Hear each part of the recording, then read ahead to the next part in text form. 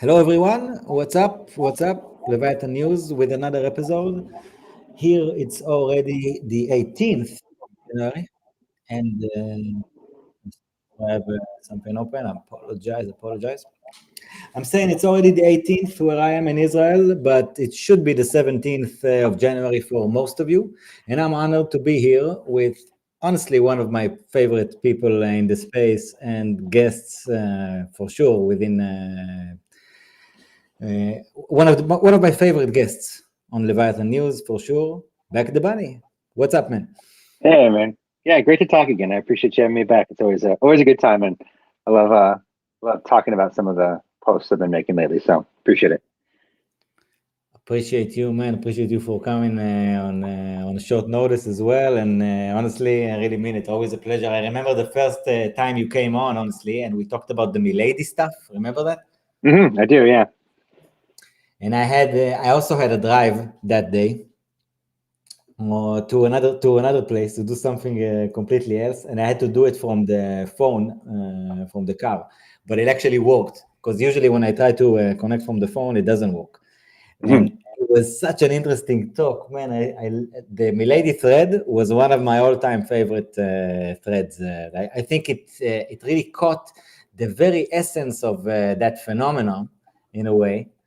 hmm uh, and and pretty much like it's something that is so intriguing to so many people, but you hardly see any content, like you hardly ever see something like expressed in that specific manner, that like with your specific angles that I really like about stuff, and I really appreciated it. And No, thank you. Yeah. yeah, for sure. And actually, this time, some of your a lot of your threads have caught my eyes this past week. Actually, you do so much that I had no idea how you do it.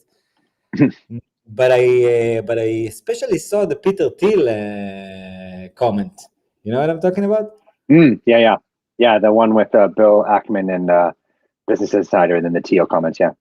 Exactly. So I kind of actually want you to present the whole story, like to everyone, like your angle on that one, because I know it's not exactly necessarily crypto related, but it's business related, and also I know you have some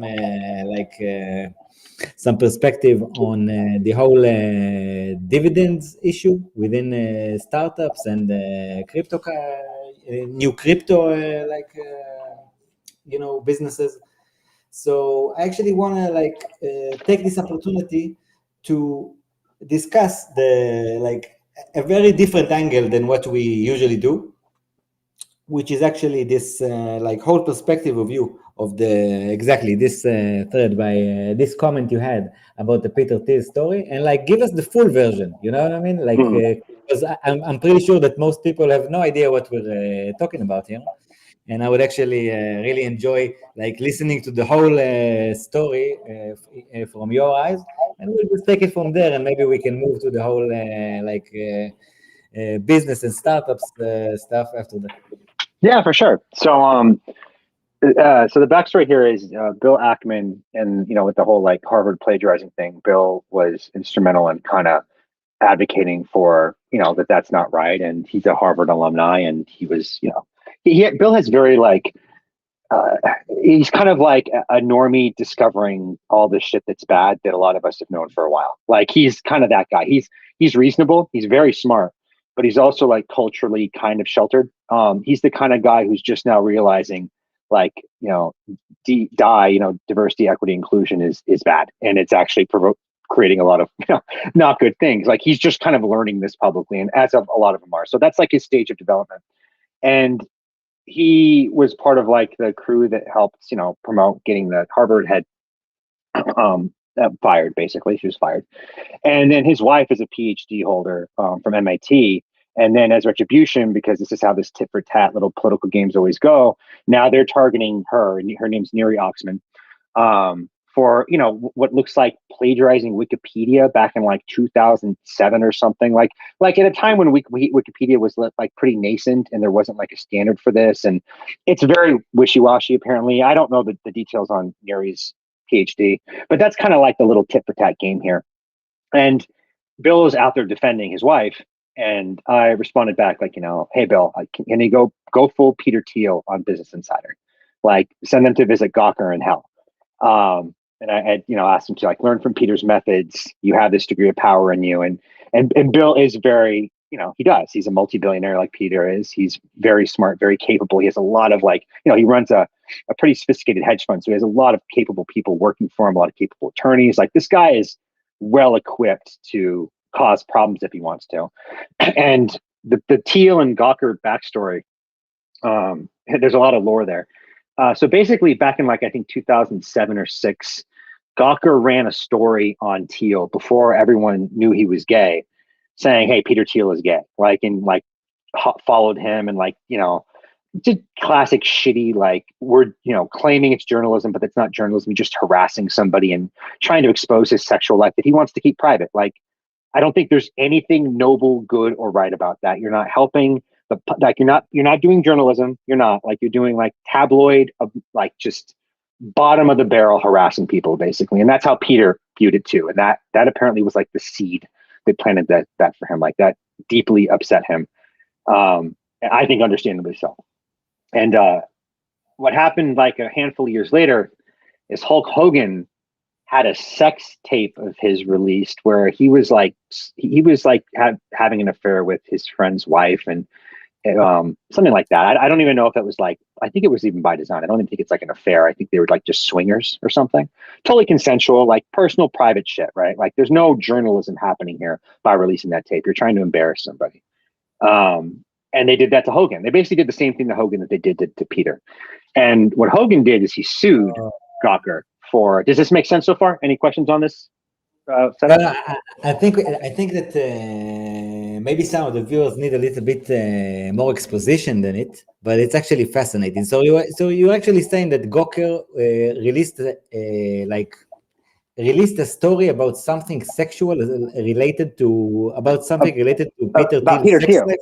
They released that he was gay.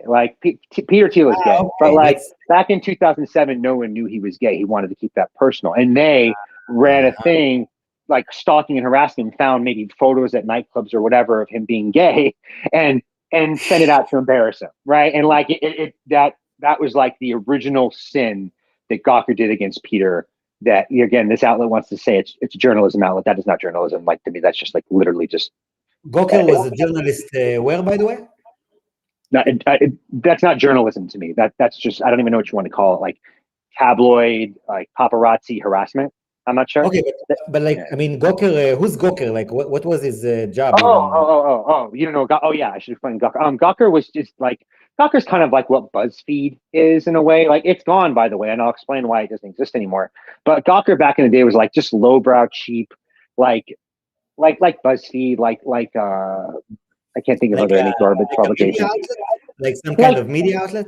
Yeah, it was a media outlet, yes. But it was a very gossipy paparazzi style, sort of left-leaning in an obnoxious way. I think so anyway. I never read Gawker. But it's just kind of one of those things that just did cheap garbage, exposés of people and did stuff embarrass Peter for his sexuality. That's what it was. It was a media outlet. It had a bunch of other things it owned too. It owned Deadspin, which I think is a sports thing. But it was a media outlet is the short description of that. So anyway, they're a media outlet and they do something to embarrass Peter and then they do something to embarrass Hulk Hogan.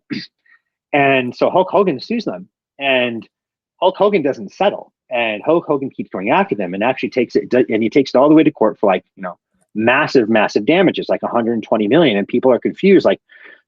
How is Hulk Hogan why is Hulk Hogan being so aggressive here? Is he getting help? Is someone coordinating this? Because he feels this isn't him acting alone. And what was going on this whole time was Peter Thiel was covertly funding this lawsuit of Hulk Hogan against Gawker. Yeah. And he was being very sophisticated about it. They would do stuff they would run mock trials and mock scenarios with jury members. They were hunting for jury people. They were running what's fictitious plays with people to see what they would vote and how the jury would go to make the jury selection better. They were that autistically detailed about it. Peter went full force. Yeah, they did trial runs and plays of it to see how it would play out and how the jury would convict. This is a fake jury where they're just running fake trials to see how it happens. Like Oh my God.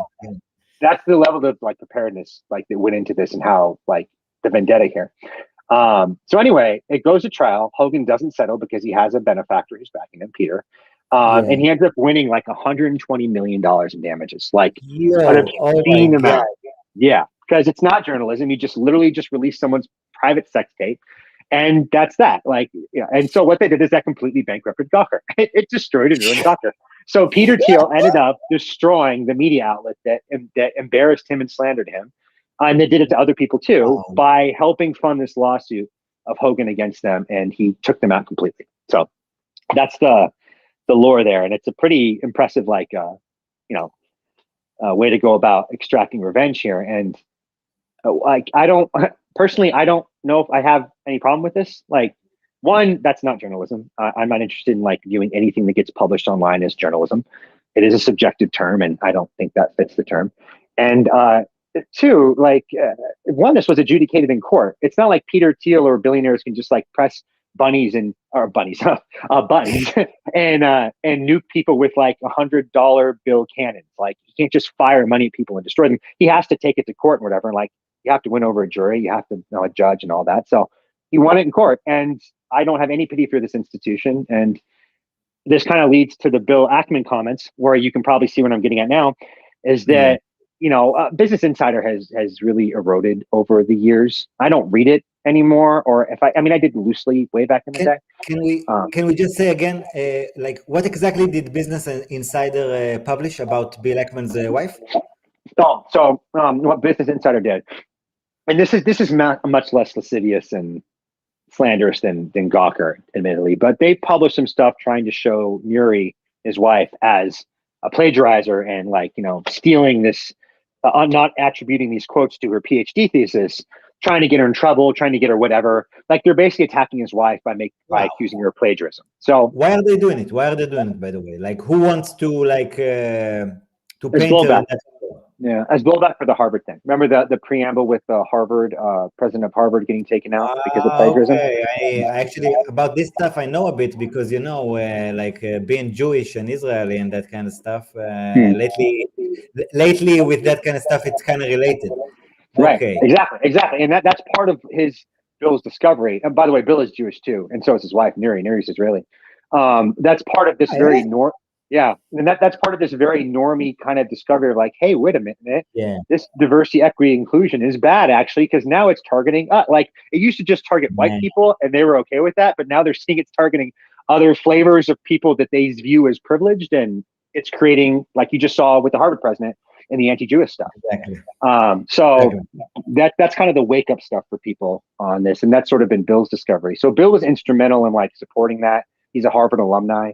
And so this is Business Insider getting back at Bill, basically. That's all this is. Business Insider is a clearly left-leaning publication that is just trying to be a tool of an establishment that is mad that their little crown jewel of diversity got taken out for writing shitty work that was copied from other people writing shitty work, plagiarizing, her thesis, which was it's just classic pathology to begin with. Like, even if she didn't plagiarize anything, it still wasn't worth anything.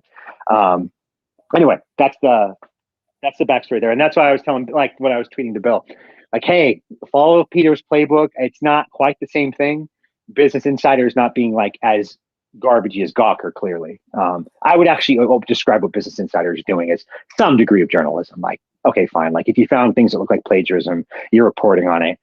As long as you're not making it up or lying, like, whatever. But like, there's still a playbook here where if it's found out that they did make shit up, or this is like, completely unnecessary and they are slandering her, there's a playbook here for some kind of retribution. And I think Bill would be wise to follow Peter's example here, because I don't think that, I don't think journalism in general has a whole lot of integrity or standards to it. And because of that, I don't believe that you should be shackled by these made up standards you impose on yourself. Like, should a rich guy be able to sue a publication that embarrasses him? Well, yeah, if it's fake, if it was slanderous and didn't have justification, sure. Like, that's the privilege of being rich. Yes, that's part of what any of us would do if we had the means and we were attacked and it was found out to be frivolous. So I don't find any problem with that. Is there Huh? anyone that said, like, are there people who that have a problem with that? Like, Oh yeah, I don't even understand what can someone say that's wrong about suing a publication that you feel is lying about you? Like, how can that be yeah. wrong? Well, see, the bleeding heart interpretation that would be this opens up a Pandora's box for billionaires to sue any publication that does anything critical about them or mean that hurts their feelings. Oh my God! Now democracy is at stake because now journalists can't say whatever they want about anything they want. That's the like hyperbolic response where it's like, oh, now billionaires are going to control the media. Like one, it's already fucking controlled by rich people. So Yeah. kind of grow up. Like the owners of all these publications are billionaires and extremely wealthy and get to do whatever they want. You're okay Yeah. with that. And And two, they if these go ahead. no, go ahead, go ahead. I'm sorry. I was going to say, and two, like, listen, if they, it's just a waste of their finances and time if they sue them, and it's found to be, like, hey, everything was legit and real. I think there's a reason why everybody doesn't go Peter Thiel on every publication that does something negative about them, right? Like, God knows how many people publish negative stuff about Elon. He's not, I don't, he's not. I haven't heard of him suing to take out anybody and doing that. I mean, if it's kind of true or has degrees of truth to it, or is sort of an opinion that is not just completely outlandish, that's fine. Like whatever. Like if people are allowed to have their opinions, but if you're publishing like garbage or falsehoods or leaking personal stuff that has nothing to do with like anything related to information dissemination, I think it's perfectly fine if people who have the means hold you accountable. And I think it's entirely hypocritical to act like anybody wouldn't do that if you were a billionaire. You would defend yourself in any way that you could, especially if it was a lie. So I'm not going to judge someone for something that I would likely do myself and that anyone would likely do themselves. For sure, it's just so easy to hate out of jealousy. You know what I mean? That like people don't even picture themselves in this guy's shoes or in his position when he's told something like that, because they automatically color him as a bad guy because he's rich, yeah, he's for sure the bad Exactly. guy. As Exactly, if because he's the rich. Yeah, just billionaire is all the only slander they need, and now everything he does is corrupt because of that. It's like no. Exactly. It's and you know what I think about that feeling, because to be honest, when I was younger, I was dumb enough to think a lot of similar stuff, especially as someone who was inside the system, went to the academy and all that kind of stuff. Like when you're in there, you have no idea like how manipulated it all is. You know what I mean? Yeah. You perceive it as if, oh yeah, this is knowledge, this is culture, oh, this is amazing. But like a decade later, you tell yourself, oh my God, this was like the biggest indoctrination process that I could have ever really gone through. Yeah. At least I heard some interesting stories, but other than that, wow, Yeah. It's a I shame feel to lucky see. to be. I feel lucky to not have become that much of a normie. You know what I mean? Yeah, I know, right? Yeah, no, I'm with you on that. It's a shame that it's devolved to that because I mean the universities are important. Like education and information and all this is critical, and it's sad to see them erode like this. And they've done it to themselves completely and totally. They've intentionally like castrated their competency first frameworks and focusing on like providing information that actually has value to society. They're providing degrees that no one cares about and no one wants. And that's why some of these people, like you can't repay your student loans with your art history degree. Well, guess what? Because art history is not useful information for someone to get employed. If you want to do that in your own time or something, art is obviously an important thing, but I'm sorry, like the government shouldn't subsidize a loan for that. The university should be held accountable to provide a product that actually has value for people. And if that was the case, it's likely a lot of these majors wouldn't exist and you'd have to go learn it on your own, which is fine. You can learn on your own. That's okay. Like all of this information exists publicly for free. Like many of these universities, by the way, list all their undergraduate course stuff online. Last I checked, I think UT Austin did. I believe MIT does. So like if you want to educate yourself, you're more than capable and able to do that right now for free. Go ahead and do that. If you think you need to take out a absurd loan for egregiously overpriced product because you need a credential saying, oh, hey, I know this. Employers clearly empirically don't give a shit anymore because the universities have diluted their own product to the point of where it's like, okay, well, cool. I still have to know if you're smart, because I actually don't know if just having a college degree means you're smart anymore. It used to be a heuristic for that back in the day, because guess what? Not everyone should go to college. Like, everyone should be educated. Like, there's a certain degree of schooling, I believe, that's, if an industrial wealthy nation can afford it, they should provide it. But that's fine to me ending at high school, right? That's your general education time. And now, if you are a gifted or capable person, or you want to go to college, okay, test into it, get into it. High standards, rigorous coursework. Not everyone gets in, not everyone graduates, and that's what keeps it maintaining as the heuristic that it once was for competency and intelligence. But now, if I hear someone has a degree, it's like, okay, I don't really. That doesn't tell me anything about you at all. It tells me you just kind of followed a process that is an anachronism to me, basically, at this point. And now I need to know what you really know, because I have no real clear way of discerning that. Maybe there are some exceptions, like STEM degrees in certain elite colleges. Like, if you have a math degree from MIT, like, okay, that still has weight to it, because it's much more difficult to corrupt the sciences, though they are trying their very best to do that, including medicine. But by and large, they just diluted the fuck out of the signal, and now it's just kind of useless to me. And I don't understand why anyone would subject themselves to indentured servitude for a credential that more and more people are not caring about, especially in the new economy that you and I work in like Web3 and tech.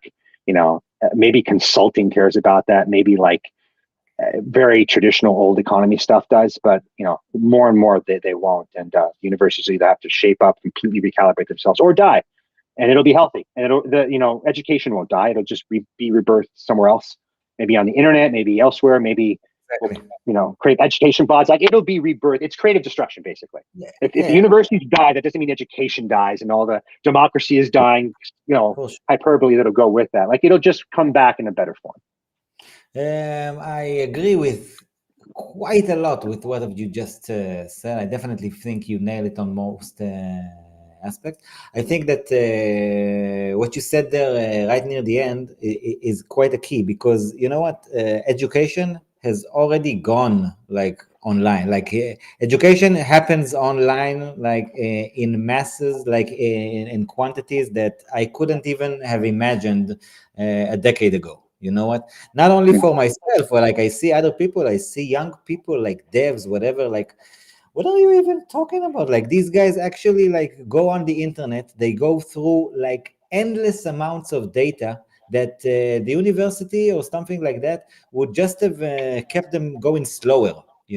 Those who are actually curious, they don't need any university, or they have something called curiosity, and they use that as their compass and whatever they need, and no one is holding them back and keeps telling them, no, this is the right way to go. No, no, that is right. No. But you have to look at it at that perspective. They have such a like their experience of like actually attaining the knowledge is so much more pure and more objective, because of the fact that they can actually filter from themselves and decide, okay, I read that, I think that it's quite interesting. I read that, I think that it's manipulated. I read that, like, they actually have to actively think about their learning process, rather than passively being forced fed all kinds of like different ideas, indoctrinations, and or doctrines, or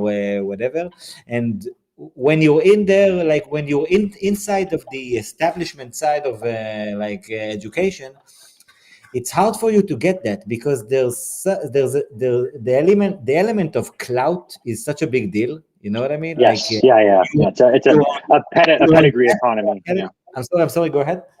Yeah, it's like a credentialist economy is the one they exist in. They're very, very credentialized, and that's how they kind of discern competency in that domain. So, and I'm sorry, keep going. I agree with you. No, and that's exactly what I mean. But I'm not saying that that these aren't like places that only extremely talented people can actually like get into and whatever. But like the whole actual process of the education itself and the purity of the knowledge itself, it's become secondary to the whole aspect of the clout and whatever. And I think that for specific individuals, even that were like educated within the system, like most I don't know, like on the previous generation, that's what most of them did. Like for example, people like Peter Thiel and Ackman, they actually grew like in these places. I think that Thiel went to Stanford, right? And Yep, you he said that did. Ackman went to Harvard. Yep. And but I remember that when I started listening to Peter Thiel, which is really one of the people I'm fascinated with the most. I think he's one of the most interesting entrepreneurs of our lifetime, and by a lot, Yeah, especially I for agree. like when I started listening to his criticisms of the educational system and like the academy. I was like I It was fascinating to see that the exact person that excelled through all these like establishments and is now telling you, guys, look, something is off. Like you should start realizing that the element of clout should decrease a bit. And I think that in our cycles, like where you and I like go around, I'm starting to become more impressed than someone that can write, I don't know, five extreme threads a week like you, with tons of knowledge from like different, like on different subjects, which actually like synthesize a lot of information and like it's not all about like memorizing knowledge. It's about I don't know, learning stuff and then assembling some kind of a perspective and making some kind of a claim. It's much more interesting when you actually have to communicate your the stuff that you know. And I think that you actually do a brilliant job at it. Thank you, thank you. Yeah, and I appreciate that. And everything you kind of hear me like describe and talk about too is entirely self-educated. Like almost literally all of it. Like the financial stuff I have a background in that is like I have like I passed a CFA test. I have my Series 7, 63, stuff like that. But like the in the weeds stuff is again my own kind of research, learning, and understanding. Like the Fed stuff I write about is purely my own kind of DD and being an autodidact. So I agree that like we don't have a good heuristic right now for knowing that someone is capable anymore, like based off a credential. Whereas like back in Peter or Bill's days, like just having a Harvard degree back when it wasn't like a corrupted process and they actually like admitted you off merit and was didn't make exceptions in there, that the departments weren't corrupted with a lot of political ideology. You could look at like a Harvard guy like that guy is sharp. Like I know he's sharp and I can tell within 5 minutes of a conversation that he fulfills my expectations intellectually. And that's just you don't have it so much anymore. And I think that's why like kind of open sourcing your mind and like the stuff I write about and publishing thoughts, ideas, having a blog, like that's the way to do it. Like it's not a super quick it's not a super quick heuristic. It's not like, oh, he has a degree, smart. But it's like, okay, you can expend it takes like maybe 20 minutes to read someone's thoughts on a couple different things and see the the breadth of what he thinks, and you can start to kind of begin to deduce them. So I think the value comes in much more of like a real life presence on the value you're adding right now, because the university and educational signals to me are like so vastly distorted and diluted anymore that they don't do much for me, and don't do a lot for a lot of people apparently. So Yeah, I think that these are like instruments that were created for like good reasons. Maybe yeah, like yeah, someday back in the time, and they do serve some good purposes, yeah, but like it's so it's been manipulated. Like it's yeah, not yeah, controlled by like it's not doing it doesn't have the purpose and the objective and like the actual goal that the society uh, thinks it has. Like yeah, it's just yeah, not. We think it's like a place where people go and they educate themselves and they become better citizens and they assist the life of everyone another. Like that's the good way to look at it. But in yeah. reality, it's used to indoctrinate them into all kinds of purposes by those who actually rule and run the world. And like it's not exactly something that's so fun to admit. So people just keep going, no, there's no way that that's corrupt and whatever. But and that you actually referred to the like exact sciences. I think that in a way, uh, they can manipulate the content of a medicine school a lot more than they can do with the art history school. And the main reason is that they have a financial interest to do. Like, it's hard to find a big financial interest to manipulate the art history, but to manipulate medicine and that kind of stuff, man, there's money on the table, man. People are gonna try to manipulate that. You know what I mean? Yeah, yeah, and just viewing like things like college for all should be an instinctive, to me, it should be extremely intuitive to instinctively resist that.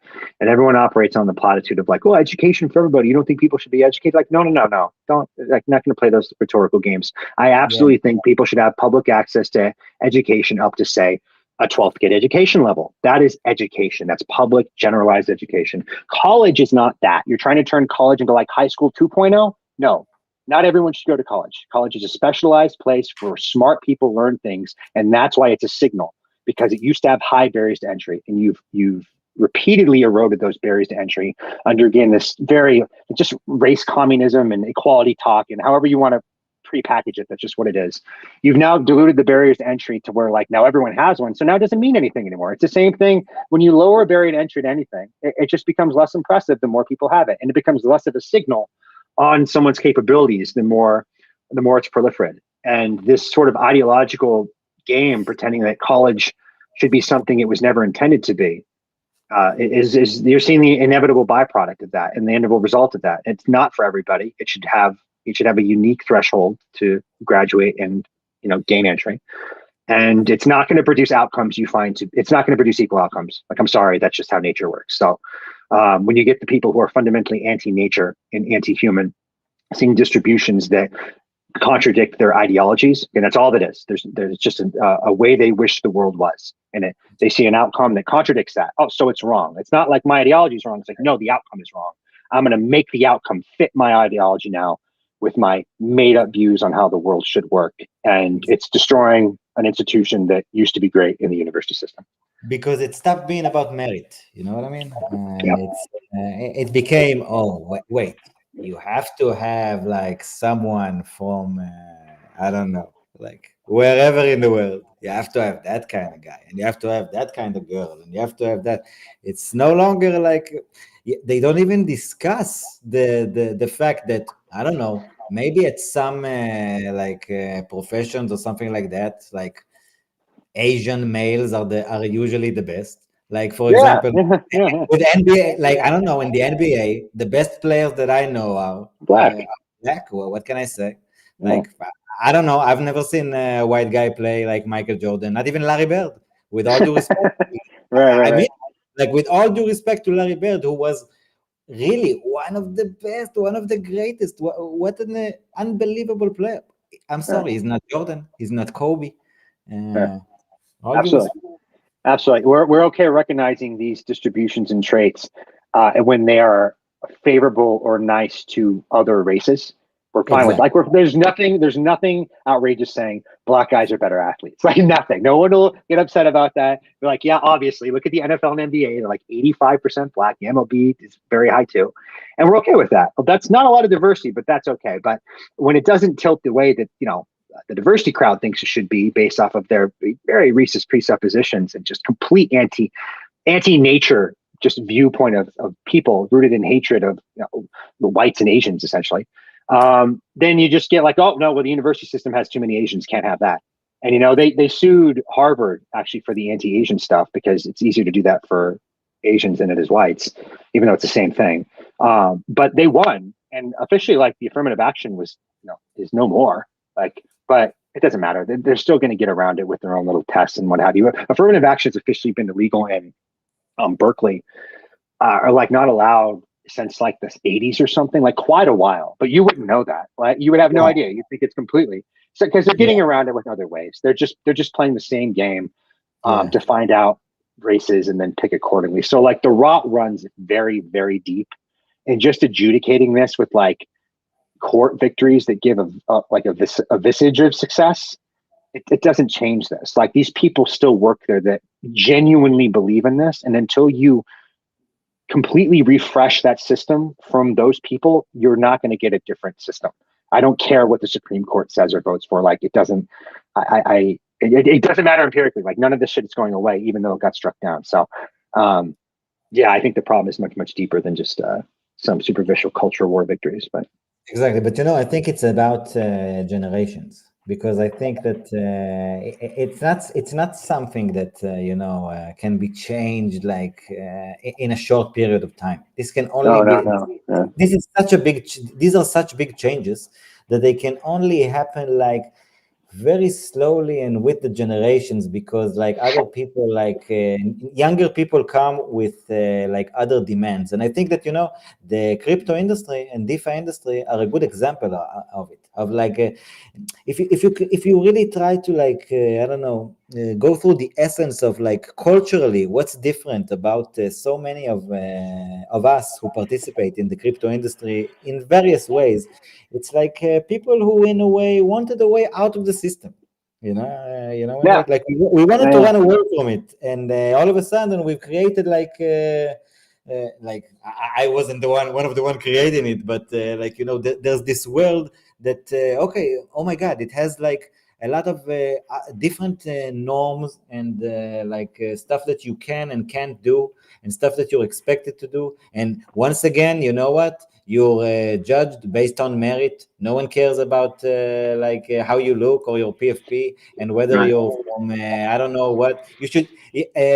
You do have to have an internet connection and a computer. I won't say that you can manage without that, but I think that also like that's something that more and more people around the world have access to. Yeah, no, totally. Like, and that's the great beauty about our space, and I think why we all like it so much is it's purely meritocratic. Like, I have met some very smart people, like with investor calls for Rabbit, and like based off their names and PFPs, like it's. I mean, I can tell they're pretty serious from their posts, and like there's some competence there. But then I speak to them, and they're like hyper competent. It's like, oh my god, like you have this like silly little whatever name and this like stick on Yeah. there, but you're like a serious TradFi person with like a major background. Like you're like way more like it's really cool to see it, because like the meme is in AI, the participants act like they're way smarter than they are. And from my observation, that's definitely true. Like you just see these conversations that seem very pretentious and like have to drop in like certain like technical terms, and like they're kind of competing for status. It feels very San Francisco-y in that way. Whereas like in crypto, like everyone undersells their intelligence by like 20 IQ points. Like people kind of act like morons, even when they're like not Yeah. morons, or like, I'm retarded, please be nice. But it's like, this guy is like extremely smart. Um, it's kind of this cool, refreshing angle here where like I just love how we work and do serious things. We do some silly, fluffy things too, of course, but like there's a lot of serious stuff being built here by people who are like very not status seeking by it, or like not pretentious or ostentatious about it. And I think that's one of the most refreshing things about this space I love the most, is it's just pure candor analysis. We value you on what you say and like the framework that you're giving us. We don't give a shit about your background. I think that's really unique to crypto. I think crypto is like uniquely the best place in the world to find like a bare bones meritocratic anon first, but in like a we value the substance, not the person kind of environment. Exactly, and an environment that is actually trying to, and not only trying, actually succeeding and building solutions to the very same issues that its participants ran away from the normal, from the other sides of industry and society. I think it's like a gateway for so many people who really decide like this is a better place to spend more and more of their time and energy. Mm. Mm. Yeah, totally. No, I agree. I mean, that's why this place is, yeah, it's great. I love the energy and vibe, and who you get to meet and interact with, and just even this having this podcast, and getting invited to talk with you guys. Yeah, just a great avenue to meet people who are malcontent and in a good way. I think in a productive way, like an autistic builder kind of way, that dislikes how things are set up. It sees that it's relatively stacked against them. It's overtly politicized. It's just an inferior prior system that up until now was as good as we can do, but now we can do better. And DeFi is a form of that better. And I think that's the biggest motivating thing for a lot of us here is the culture and community are great, and then you're also building something that's seriously substantial. Like you're not like no one's building, well, not no one, but like for the most part, we're not building like a new calendar scheduling app, right? Or like a new thing that lets you compress data a little smaller, right? It's not like things that marginally move the needle. Some of these things were like substantially move the needle for how humans transact, and I think that attracts people who are very risk seeking and forward looking as a result. So it like curates for, I think, the best kind of person. I agree, man. I just think that it's such a refreshing industry, and it's so much fun to actually like I can discover like pretty much every day like someone new, and sometimes and these are like specific like you've mentioned it a few minutes ago. There are like the specific type of users who and participants within the industry that are actually ex TradFi big shots. Right. That's one of the most fascinating aspects of the industry, in my opinion, because these are literally people who have seen the game from within, and most of them have also made money. Like in the minds of so many of us, they've already made it, but Yeah. they know a lot of stuff that for them, they haven't made it yet. Like, they have a new something that they want to make now. With so much imagine the amount of perspective that they have or about how processes are actually being done, about who's actually running what. And Yeah. to see these kinds of people actually come all of a sudden as an anon, a small account, he has like 120 followers, but you see him on Twitter, and all of a sudden you're like, okay, something's happening there. You know what I mean? This is a serious guy.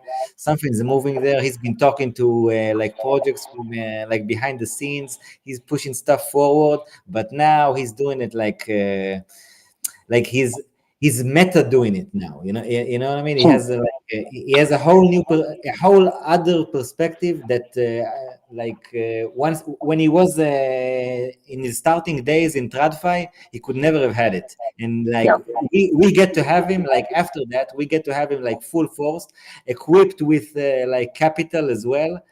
To be honest, man, like in the long run, I don't think that like the old way, the old society, the old like structures of stuff. I'm not saying it's going to be quick, but they don't stand a chance. I agree. Yeah, they don't, and it's not because like it's some sort of attacking of them. It's that like largely they're just mostly inferior relative to what's being built here. I think in our space, it's the economic model here and what we're disintermediating. It should be disintermediated if possible. And the only issue beforehand was the tech wasn't there yet. Something I analogize this too often is like looking at the business models of Blockbuster and Netflix. If I were to show you these two business models, you'd say, well, obviously I would start Netflix. Netflix is clearly a better streaming the video into your house. This cost structure is like obviously better. It's like, okay, well, but in 1980, you couldn't do that. Right? The tech just wasn't there. Like we didn't have the internet and the streaming abilities to give you Netflix. So Blockbuster was the model we had because it was the best we could do to let you watch and rent videos. And to me, that's what the old economy and like, the TradFi systems are. Like, they're not these like parasitic, cancerous things that need to be exacted and destroyed and, have this like libertarian triumph, like it's evil. Like, it's not evil. Like, this helped create a lot of wealth. There's a reason why humans in Western society coalesced around these processes. It was because the best we had to help fund people, to get people capital for growth. Like, it has produced the most successful and prosperous nation this world has ever seen in the United States. And even the ones before, like Britain and all that, like, they used models that were banking driven and had, TradFi investment stuff. And yeah, there's shortcomings in that, but that's a truism. To me, that's an annoying statement because literally everything has shortcomings. Okay. So like judging it based on its flaws is useless. You judge it based on is it the best you can do with the resources you have at this time? And that's how I see the TradFi system. Like it was great for our abilities at the time, but like for what we're building and, our new ledger systems, which are blockchains, and the ability we have to instantiate hardness and predictability and rules with code and smart contract functionality, it disintermediates like lawyers out of the equation. It gets a lot of regulators out of the equation. Like, that's a lot of human capital you just freed up to do better things with their lives, is the way I view that. That's creative destruction, because now you need less finance lawyers. Now you will need eventually less regulators. It takes time, but like there's less of a need for that now, because the enforcement mechanisms are instantiated with code and automatic and algorithmic. So before, we needed those lawyers and those people to give us predictability and something to rely on, because if there's no contract law, if I write a contract with you, I can't operate with confidence knowing that it'll be fulfilled, right? There needs to be some kind of, and that's what hardness is, like knowing the future is predictable and manageable in a certain way. And law and regulations previously gave that. Blockchains give us a better version of that. Now we can manage this shit with much less bureaucratic blow, with much less regulators, much less lawyers. All of these things removed out of the equation, which is a good thing. And those people can now get other jobs in other industries, like whatever. Like no, they're smart. They'll get something else. If you work in that area, you have a minimum degree of competence. Like your explicit job will go away, but another one will emerge, because there's always more to do than there are people to do it. So that to me is like why this is such an obviously superior economic model, and eventually the margins will reflect in that. If they already kind of do in layer twos, but eventually, every single person and regulator and lawyer and all those things you need to have in there for these processes to work, there's an embedded cost for all of them. All of those people need to get paid. Okay, so all of those people are getting paid one way or another from the system, from the banks, from whatever. Like that compliance department the cost for that compliance department is embedded in the bank's fees it gives to you. Okay, so now if those costs are gone, eventually now that makes that means more value is accrued to the people using the service, because it can be accessed more cheaply. And so it's just axiomatic that this system is obviously superior. It's both from an ideological lens and an economic one. I support it from both. Ideological, keep your hands out of my finances, it's not your business. And also from an economic one, like this is clearly better for the reasons I just elucidated. So yeah, people just need to get comfortable with that, because it's not going away. And if you resist this, you're resisting progress. And clearly superior thing is because it's the same kind of person who doesn't want to automate driving, because it might remove truck driver jobs. Like, okay, like that's a losing fight. It just is. And if I need to explain that to you, I can't explain that to you. It's the same kind of mindset, but these people dress them up as much more sophisticated when you're really just resisting automating something because you think the factory can employ less workers now. It'll pop up elsewhere, and the model is better, and it just makes things better. So anyway, that's my rant. Exactly. And also this is life. Like we don't do the things like we did 100 years ago. And people also had all kinds of jobs that today vast majority of people don't have, because you don't need as many people to know how to handle horse horns or however you exactly. Yeah, you need less farmers to till the field, right? Because you got the tractor that does it for you. It's just the nature of technological advancement in life. That's exactly, nailed it. Yeah, and you have to it's also our biological nature in a way that forces us keeps making us keeps maintaining the ability of us to adapt, to react. You can't expect that you will stay the same and you'll do the exact same things and that the environment will not change. Quite the contrary.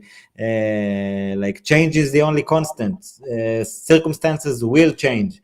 The chances that you'll that everything will stay as it is, and you can just and you can at this moment plan something for years ahead. That's a very low chance, actually. Yeah, no, I agree. You're literally fighting nature. I think a lot of these people, like I mentioned before, those who are trying to forcefully change the distributions of people in the education system by race because they don't like it, they're fighting nature. Okay, they're fighting distributions that are natural outcomes. Like no one's making that happen. It's literally what a purely meritocratic system creates. The same way a purely meritocratic system in the NBA creates a certain distribution. It is not equal. It's deeply unequal, actually. There's a lot of that when you have these things without these barriers. And the more you insert anti-nature ideology about how you think the world should be, the more you get these corruptions and perversions of the system that fundamentally cause them to perform less efficiently.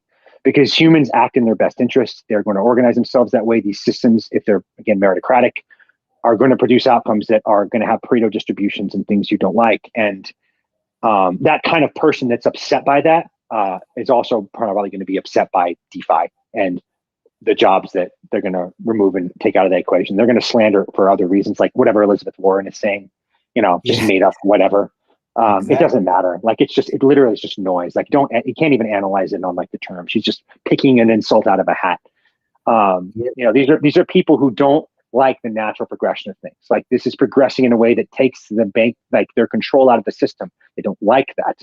Well, that's the way things are going and the way they're going to go, but you're going to resist it because it upsets you when you can't control things in a way that comports with your political ideology. And that's a class of person to me that is particularly nefarious. Anyway, it's like authoritarians basically. But anyway. Yeah, I agree, and like for us on the other hand, it's so great actually because like if this industry wouldn't have existed, I would be doing stuff that I enjoy much less now, like probably. Yeah, me too. And just because of the fact that so many people started doing stuff that creates like this whole new like detour to the actual to the real to the normal world, all of a sudden so many of us are starting to work here, and we're going to see like a flow of not only capital, we're going to see a flow of new people and employees that are going to find all kinds of new jobs. I see, like I have a specific friend in real life that he's a very capable guy, but he is still like mostly, he touched crypto like a bit, but he was mostly into like Web2, fintech, and that kind of stuff. And right now, after like years in fintech, all of a sudden he's like looking and like, you know what? Why shouldn't he take his talent elsewhere? Like he sees that these organizations are losing their power. Fintech companies. What can I say? I'm not the best one to comment on it. I'm not objective, but like I don't understand how it's gonna. Like I don't understand what's fintech without crypto. A decade from, like I don't know, a generation from now. Yeah, like, totally. What does totally, it even mean? Yeah, and a lot of these guys, they just need to have the scales fall from their eyes, because there's a lot of people in this space that are out. There are a lot. I'm sorry. There's a lot of people in out there that are allies. They just don't know it yet. May it be political allies, may it be technological ones. I encountered one recently. I was visiting back home during Christmas, and I saw some friends I haven't seen in a while. And one of whom is like a really successful guy. He worked for a hedge fund for a handful of years. He's starting his own fund now. Very smart dude. Like we can talk at deep levels about a lot of stuff. And he knows nothing about crypto. Like he knows, and this is a guy who's a tech investor. Like he worked at a major tech hedge fund. He understands like the inner workings of SaaS models like incredibly well. Like this dude is like as tech minded as you can be from an investment lens. And he doesn't like fully, I didn't like get into it deeply with him to, it wasn't that kind of environment, but while I was talking with him, I was just like striking as like, this guy is going to love this stuff, but he just doesn't know he loves it yet. He hasn't seen, like, people still see the fluffy puppy tokens and Pepe and all that. And if you get kind of put off by that, you don't look a little deeper. And I initially kind of was guilty of that too.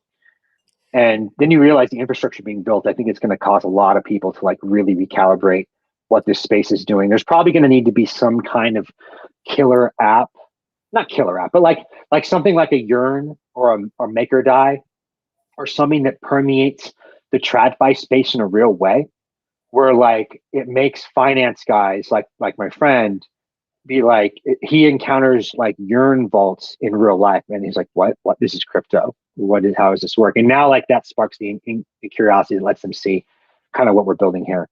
So we'll win those people over slowly and steadily. Like it's just add value to the world, and you'll get people noticing you. Do you think that now with the new ETFs, do you think that we're reaching like a fluctuation point? I don't know. Like I'm the ETFs. I mean, they're obviously a good thing. Like I'm happy they're happening, but the ETFs are purely like, a quick backstory on me. I actually knew about crypto like 2013, 2014. I was into it then, but I thought they were just tokens bouncing around. I thought it was just cryptocurrency, a term I particularly hate. that I've written about, because it buckets what we're doing as currencies. And like, I'm sorry, it's easier to name the things that are trying to be currencies than the ones that are not. Okay, like Dogecoin, XRP, kind of Bitcoin.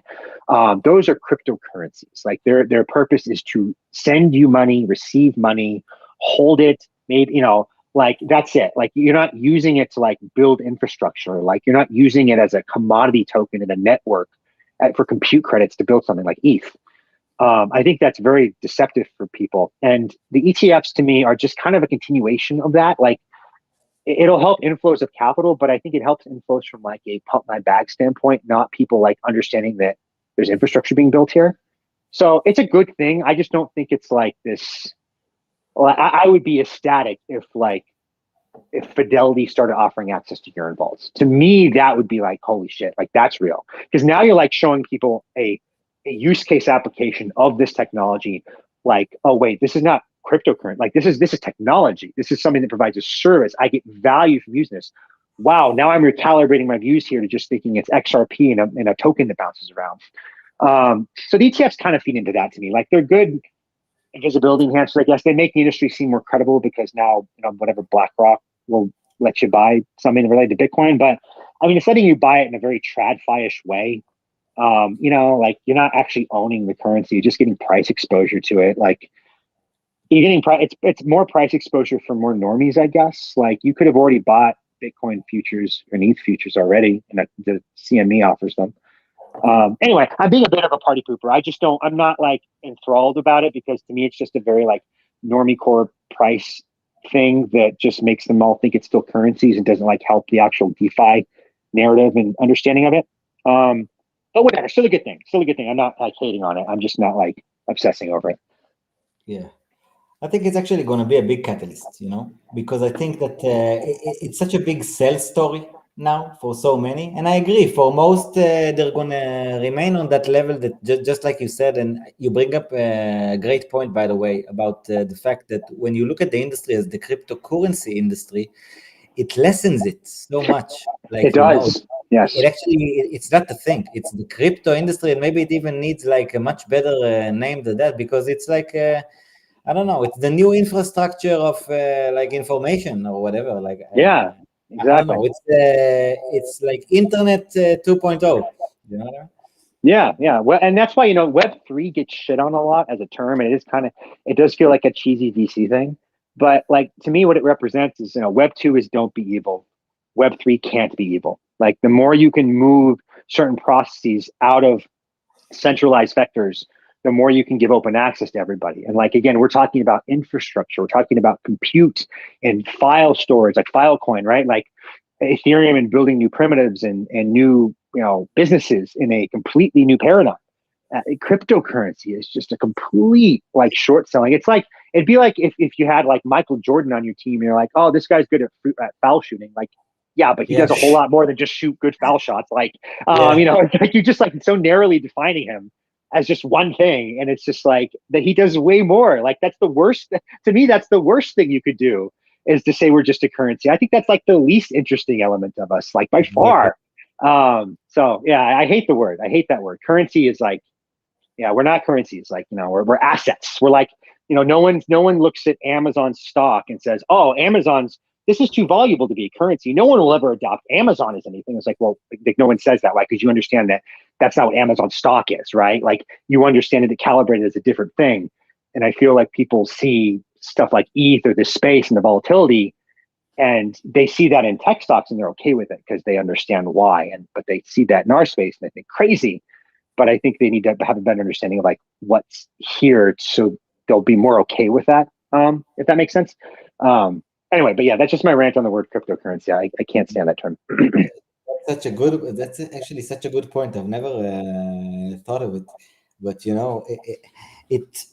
it also it's so easy for them to present the industry as fraudulent when they call it cryptocurrency, because it's like, oh, we already have a currency, we already have the dollar and the shekel and the lira and whatever and the peso, and now you come with your 12,000 tokens. Obviously they're all scams and all that kind of stuff. And exactly.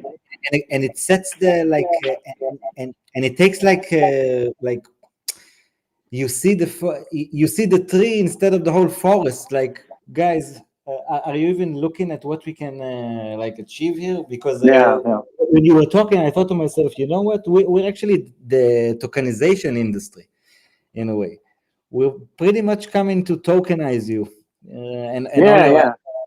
We're coming to on-chain you, but in a digital way, and it's much better than the ways your chain now. Yeah, Well, totally. And a quick addendum to that too, and I think it has to do with how people understand value.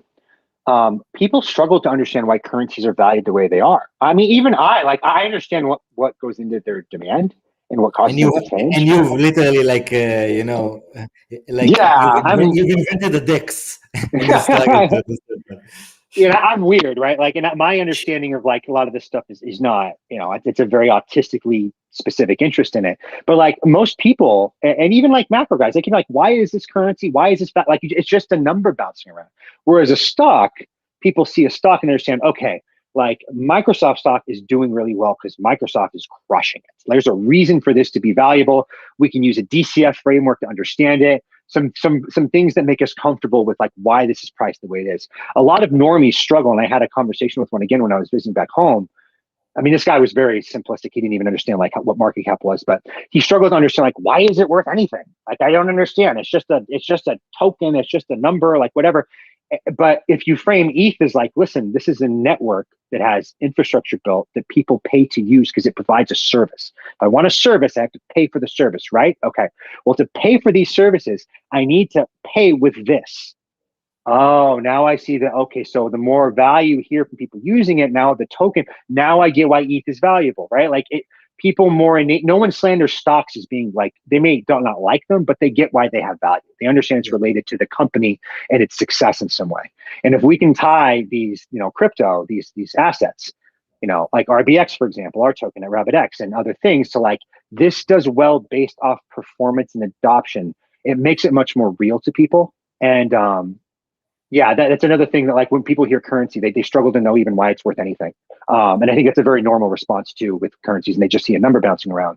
Whereas when they see Amazon stock, they think, oh, Jeff Bezos is rich and Amazon is great because Amazon is fucking amazing and provides a lot of services. They get that. True. And I think that it goes to your point that like the real ones, the good ones, they're not like currencies. At least outside of the major ones. I mean, I don't know, Bitcoin and Ethereum. In a way, they can be currencies already. Like they've made it. Like so many of us like already know that they're worth something and that they're used for specific stuff, like to do actions on chain, stuff like that. Yeah, But. totally. But you also like bring up a good point about the fact that the real ones are not currencies; they're assets. Yes, And yeah. In triple point asset is one I liked from the Bankless guys. I think they came up with that. It's like it's a commodity. It's a unit of account, like you measure things in it, and it's also a means of exchange. It has a currency component to it as well, right? Like people buy and sell things in ETH, people sell NFTs in ETH. So like it has currency characteristics, but that is like way like that's not the reason why it's valuable. Like that's part of what makes it have economic value for transactions.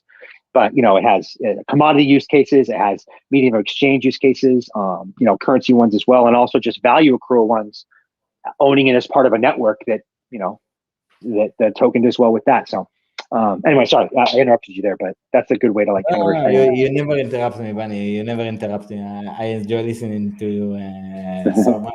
Never interrupt me. But actually, that leads me to something else I wanted to ask. I'm sorry, and I'm not from South Louisiana. So actually, like with RBX of Rabbit, okay.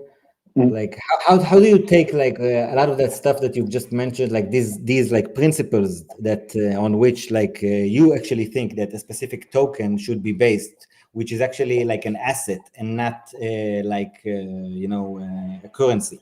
It actually is, in my opinion, like the interesting tokens, at least the ones I'm interested at.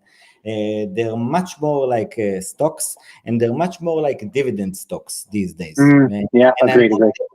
And I'm mostly affected by that by Noah Seidman, Captain Rational. I'm sure you. Oh, yes, I'm very familiar with him. Yeah. I've seen some of his takes. He's a very like dividend cash flow purist sort of dude, right? Listen, this guy is so good, man. Honestly, like, as much as I enjoy like creating content, and I think that I work with I work with Sam and with Garrett. These people like are so amazing. Like, I'm so thrilled to even be like, doing stuff with them, that I'm like in the clouds already. But honestly, man, Noah Sideman to me is the goat. Like of actual like the way he does these solo streams, and like actually present his perspective on how to do like how to think about finance, life, like income, managing assets, managing the way one feels.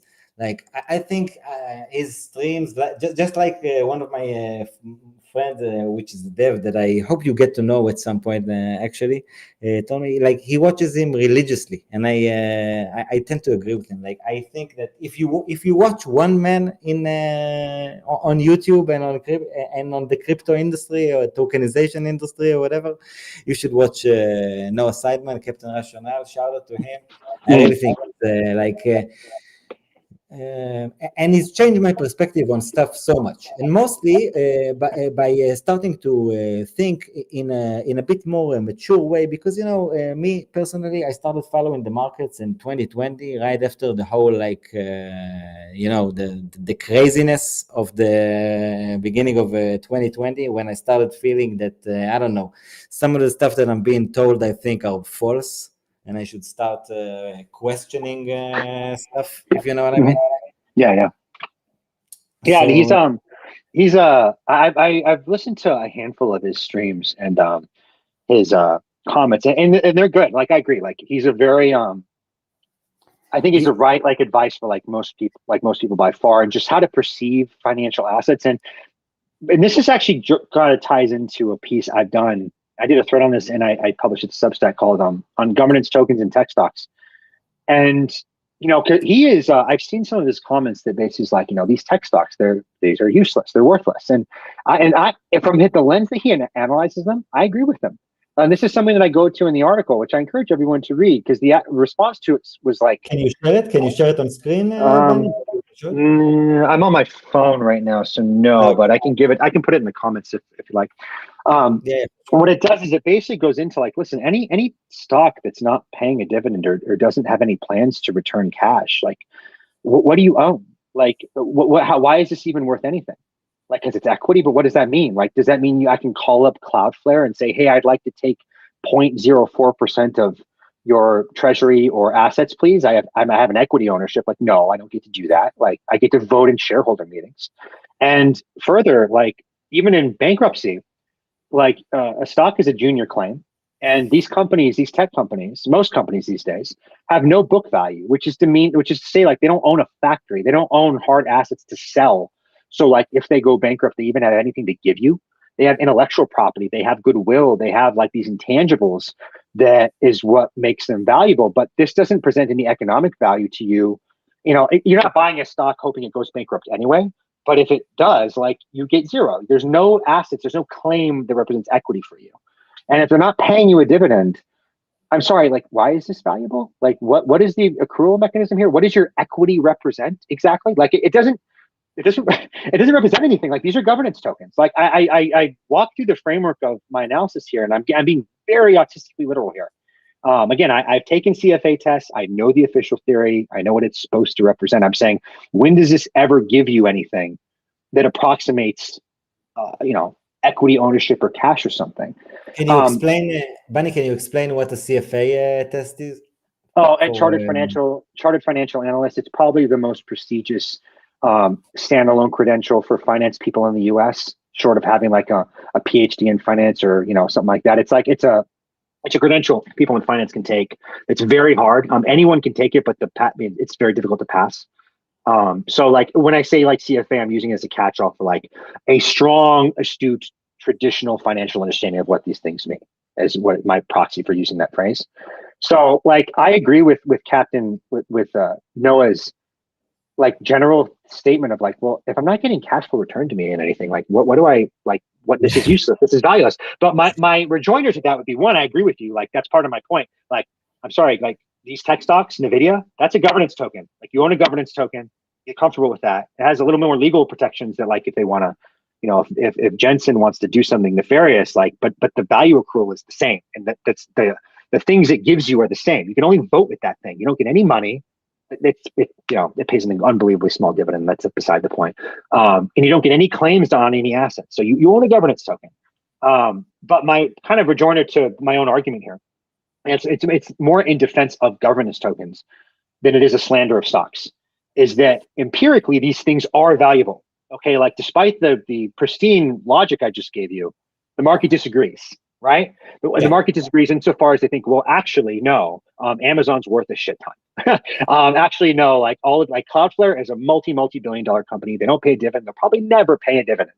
Most of these tech stocks that are like 10, 20, 30 billion market cap are not going to return anything to shareholders. And yet, look at that valuation. So my takeaway from this is like, one, I know my analysis is correct, but the takeaway is that like, the market still values those things as valuable. The collective still understands governance tokens is valuable. I mean, why is Uni worth anything under this constant promise of a fee switch? I don't think honestly people care that much. I don't think it'll matter. I think as Uniswap keeps doing well, Uni will keep doing well. I think as RabbitX does well, RBX will fucking do well. And I think the empirical evidence of that are the plethora of tech stocks that don't pay anything. You can't stake them and get any revenue. There's no dividend, and there's worth a shit ton. So I think the market has already adjudicated that, and these things that don't pay dividends, they are valuable. But there's, we struggle with that concrete connection of their value, and that would be my explanation to give to Noah too. It's like, dude, I agree with you on a technical level, but on like a market level, governance tokens actually are worth something. So I guess I'm okay with that. No, I agree, and I think that's not even something that one can argue. Just like you said, like the market sees something in it, and at least when I think of it, I think the market also views it from a growth like perspective. Like people are pretty sure that it's going to be worth like 10x on many of these tokens, and you know what? I kind of think that there's a chance that they're going to be right about many of them. Because in some scenarios, a lot of these organizations and like products are going to serve much larger audiences and TVLs and volumes. Right. I like Noah's framework though for like, it's a very it's less further out on the risk curve. I think it's good for people to incorporate part of that. Like in there, I think some of the things you have probably should pay a dividend or a staking yield because like cash flow is important for your day-to-day existence. You shouldn't be fully in like the capital appreciation volatile assets. But like it's funny, this like the stage of mental framework DeFi is in right now, and this is actually something I'm doing some research on for a piece that I'm really learning. I'm enjoying learning more about myself because I already kind of knew it was roughly right. Now I'm learning the details of it. Is that the markets way back when, like, and by that I mean like the first equity offering ever, which I think was, what are my notes here? It was that British company, Dutch East India Company. I believe that was the first one to offer equity. And people only understood equity as valuable because, well, I get a dividend from it. And dividend back then meant a percentage of the net income. So if the company was profitable, I get money from that. Now, they would offer bonds too. They might even offer preferred shares, and the bonds pay 4%. And that gets the first cash flows, steady 4%. We pay that out no matter what, right? Or unless we're failing. Then the second on the list would be the preferred stock. Maybe that pays out at 6. Now that's less secure, but it's higher. Like you're getting paid a higher yield because it's less secure. Because you might not get anything some quarters or whatever if they're not profitable. And the common stock pays like say 10%, but it's super maybe not predictable. Like we might not be profitable some quarters. So like that's what people understood the value of equity to be. Like it was a shitty bond. It was basically like a junior bond for the company. They were buying it for like the cash flow because that's all that people couldn't perceive it as being valuable otherwise. Like, do you understand? Do you see the parallels here with DeFi right now? Like, we don't understand it to be valuable unless, well, can you stake it? Where's the real yield? And like, this is a very normal intuition to have. In fact, we've seen it before. This is part of the speed running financial history thing that I'm going to like hammer home here. That I just needs to be, I feel, more understood, at least understand the history, whether or not you're going to disagree with me, I suppose, but I'm just drawing from history here. Like people innately understood stocks as like, well, this isn't valuable unless it pays me something. Like, but slowly that started to change. Like it started to change dramatically where people like more and more, okay, like, oh no, I want you to reinvest in the business. Like that's a better use of your capital than paying me a dividend. And oh, now the market values this equity as higher, from a capital appreciation standpoint. Oh, I'm starting to care more and more about capital appreciation. Maybe pay me less dividends and put it in the business because I'd rather the stock be higher. Yeah. And that's where I get my money than the cash flow. This evolution happens over time as more regulations and clarity happens that makes people feel more confident that, the earnings are being used appropriately. Like there's part of an evolution to this that's both regulatory and cultural, and maybe like some other components I'm getting into as well. But now we've landed at the point where half the NASDAQ doesn't pay dividends and probably won't ever pay dividends. And no hedge fund has a problem with that. All right. Like most investors have no problem with that. And they're never going to return cash to shareholders. So like there's an evolution that happened in TradFi that we're seeing right now, I feel, in DeFi, where they only understood equity to have any value unless it was staked with a dividend. And that grew away. And that's part of what feeds into my thesis here. It's like, listen, if RabbitX does well, RBX is probably going to do great. It's not a financial advice. That's not a personal prediction. That's just me drawing from literally how fucking tech stocks work when those companies do well. And how Uniswap and Uni does well. Like I think Uni will do well if Uniswap does. I don't think they need to turn a fee switch on. I think that because a lot of tech stocks don't have fee switches, so to speak. They're not giving you money. It's in a treasury that you'll never touch, and they're reinvesting it in the business, and for whatever reason that makes it valuable. So that's like the historical parallel I'm looking into to kind of map that onto us, because we're going to go through the same cycle. Like I don't think there's anything unique from crypto from a human nature standpoint. I think what we're doing that's unique is like creating new domains for us to instantiate these forms of commerce. But history will teach us a lot about how that'll go. I definitely agree. And I think that, in so many ways, growth investing has a lot more opportunity than value investing. But I think that, that's the whole point. Like, at least for someone like me, I've never understood that. Like, as simple as it is, I've never experienced it because I'm such a new investor, and like I only when I entered the crypto with DeFi Summer and all that stuff, my only way of thinking was about growth investing. You know what I mean? Like for me, it was from that side, not like the old investors of the 1920s who were actually knowing what they're getting. I was I was completely retail, uneducated, started to become fascinated watching things go up like ridiculously, both on the stocks. And then I discovered crypto and I saw that, oh my God, this is something like extremely it's like the stock market on like steroids or whatever. And no, totally. now, in this upcoming cycle, I see I see so much of the mistake because I've made like every possible thing wrong pretty much. But I think that one of the things that makes me relate to the captain so much, to Noah, is that it really is in many ways about survival. Because as an uneducated investor, you're going to go in, you're probably going to make a lot of paper gains, but these gains, most of them, if you want to know how to actually cash them in, they're going to go away. And yeah. But if you survived, you have a chance. You know what I mean? Yeah, next cycle, you can become a bit better. Yeah, that's why I think his advice is very good and solid for by far and away most people. Because for anyone, frankly, no one should be fully out on the risk curve for everything. You should have some more stable cash flowing assets that let you cover your day to day. It's just a very mature way to go about, I think, handling your money. But to view tech stocks or these things that don't have cash flow streams is I believe his mentality towards that is well, these are useless and valueless. I'm no, they're just not. They're just empirically not. There's a reason why the markets have coalesced around. There's value here, man. And kind of when I deconstruct the shit out of it, which I get really brass tacks in this write-up. I get into stock buybacks. I get into all the stuff that people might have as rejoinders to this. And it's like, no, man, like this is a governance token. Like there's nothing given to you here. There's no equity stake in any tangible, real way. But hey, I'm not fighting against reality because I'm not going to go short Cloudflare based on this realization.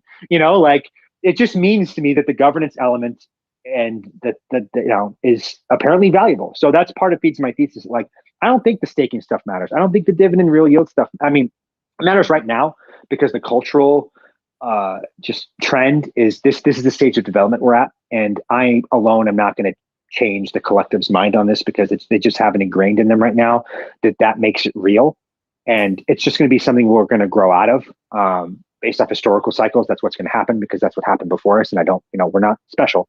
We're just making new paradigms for finance. We're not special. We'll learn the lessons of our forefathers as we're about to learn with like rehypothecation and all that too, I feel. But I was gonna make one other point. I fucking forgot it. Shit. Fuck. It was something I wanted to say too. I forgot to say it. Maybe it'll come to me. I don't know. Anyway. Yeah. So how does that translate to Rabbit, by the way? Like, what are you guys up to with your perspectives? I'm pretty sure that you got so much in line there. Yeah, so we've launched a lot in the last just this week, frankly, and a lot within the last month. Like I think we're getting like a nice rep for like just shipping and quality stuff, and I love that because I want people to value us fundamentally, and like as a real concrete thing. Like we're not this mindless financialized pump. Like there's a real product being built here. We view ourselves as a startup, as a company that also that is like access via DeFi as a DeFi native sort of thing. So like we released fiat on ramping this week, which is meaning you can use a credit card. Yeah, you can use a credit card to just go directly onto Rabbit. The instructions for that are on the Rabbit Twitter, and I put into our docs. We have an integration with Quant Tower that just came out, which is a very sophisticated like trading platform to use with us. Vaults are coming very soon, which is a way to get yield. Basically, the way to get yield with Rabbit, you just input your collateral, and the vaults will trade with our order book. And it's kind of like LPing for an order book, because we're an order book. You can't LP in a normal way like GLP or with GMX. So this allows you to trade with the order book in a way that provides this liquidity and gets you yield. Our referral program launched last week. It's been doing really well. Our mobile, iOS and Android came out, and it's really smooth and clean. We got to start talking about that stuff. Wait.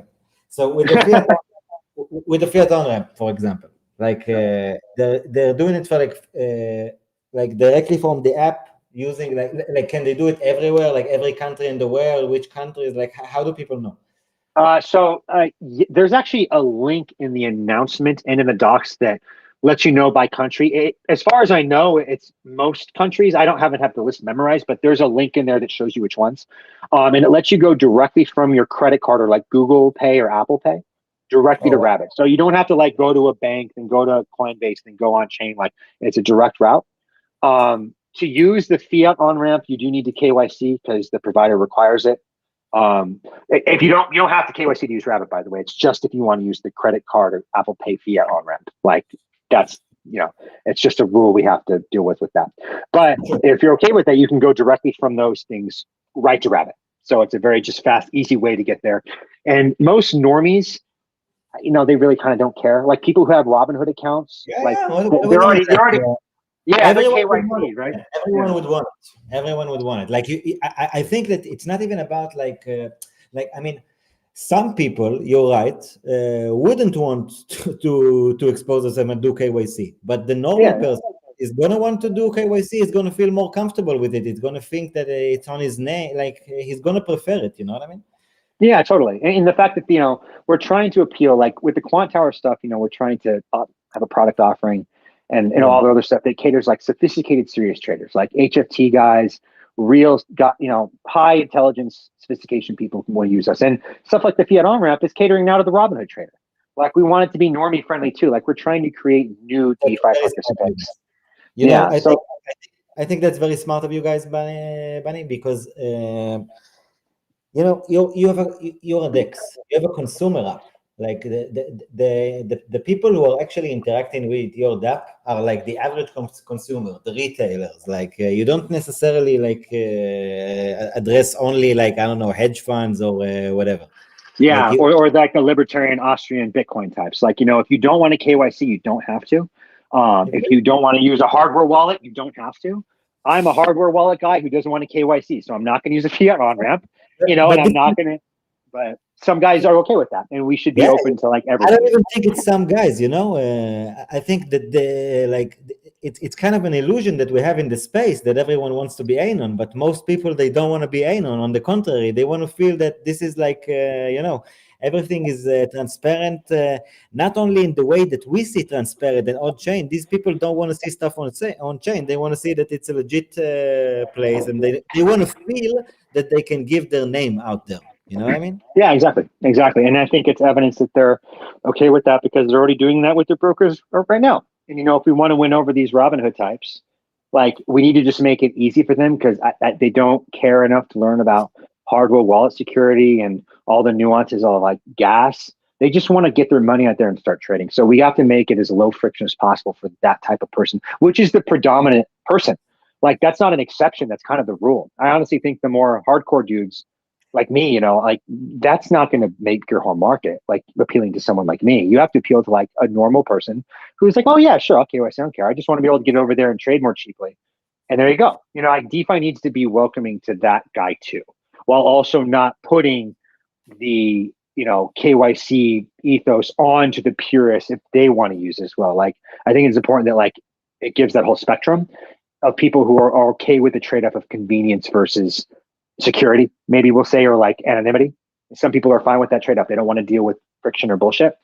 And we're trying to like, let them be able to access this too. So that's the thinking there.